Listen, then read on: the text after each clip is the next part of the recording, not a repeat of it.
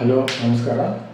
ನಾವು arithmetic progression first exercise third question ಇದ್ದೀವಿ.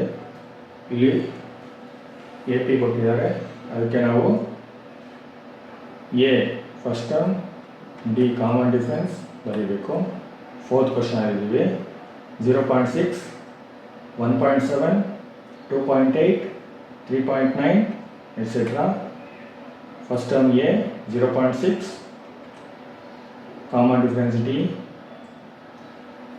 Second term minus first term, 1.7 minus 0.6. Answer ಎಷ್ಟಾಗುತ್ತೆ? 1.1. A is equal to 0.6, D is equal to 1.1. Thank you.